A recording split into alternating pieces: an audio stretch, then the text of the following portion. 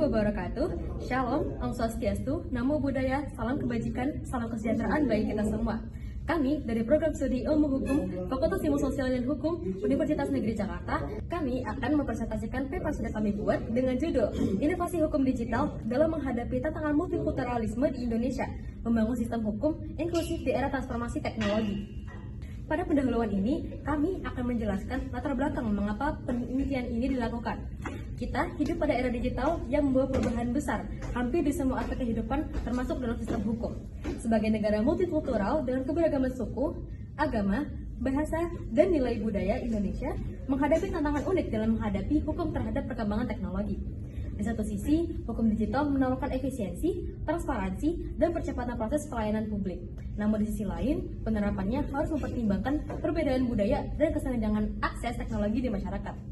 Oleh karena itu, penelitian ini berangkat dari kebutuhan untuk memahami bagaimana inovasi hukum digital dapat dikembangkan secara inklusif, yakni tetap relevan, adil, dan dapat diterima oleh seluruh kelompok masyarakat yang beragam.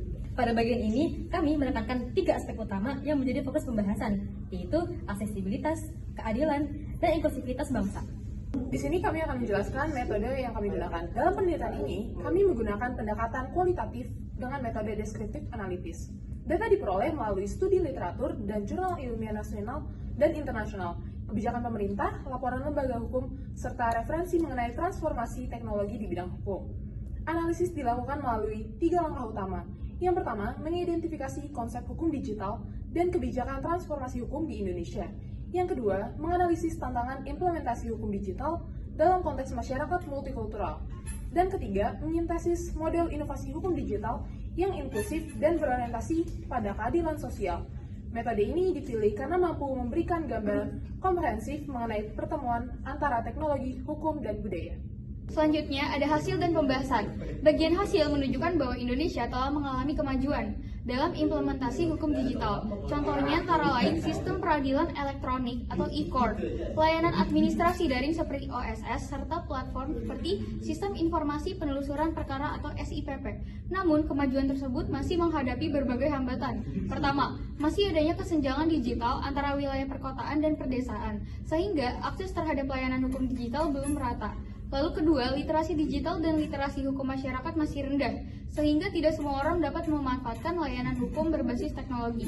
Ketiga, belum adanya standar regulasi yang komprehensif terkait keamanan data pribadi, etika penggunaan kecerdasan buatan, maupun tanggung jawab hukum dalam dunia digital. Oke, sekarang kita masuk kepada pembahasan. Yang pertama ada relevansi inovasi hukum digital.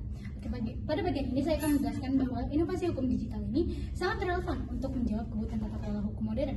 Digitalisasi dapat meningkatkan efisiensi, transparansi, dan akuntabilitas proses hukum.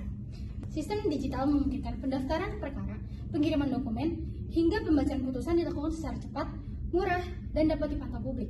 Dengan demikian, digitalisasi hukum mendukung terwujudnya good governance. Namun, inovasi teknologi tidak boleh mengabaikan nilai dasar hukum, keadilan, kemanfaatan, dan kepastian. Dalam masyarakat yang beragam, keadilan harus dimaknai secara kontekstual.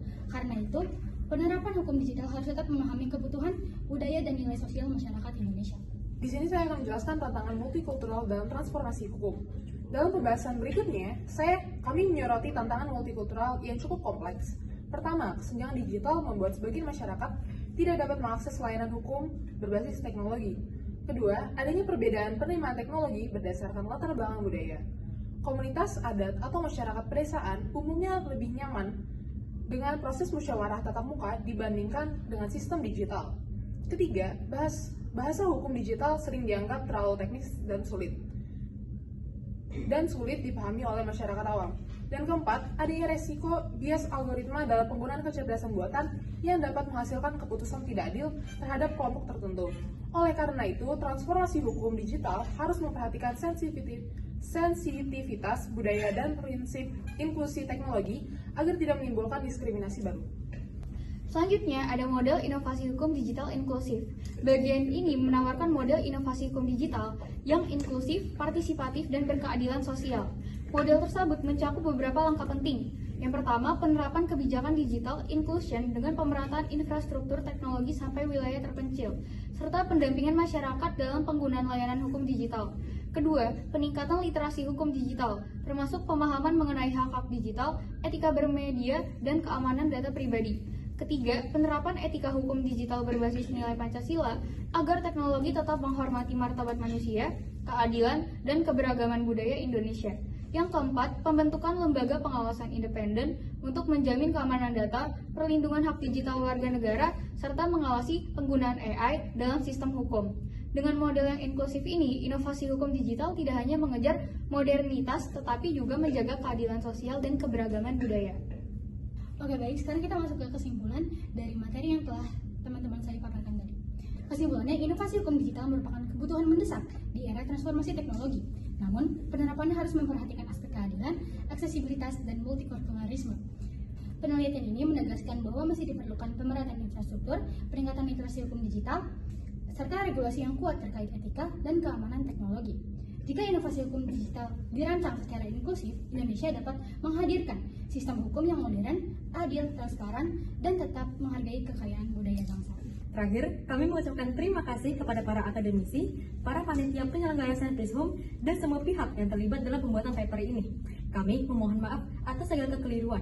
Wassalamualaikum warahmatullahi wabarakatuh.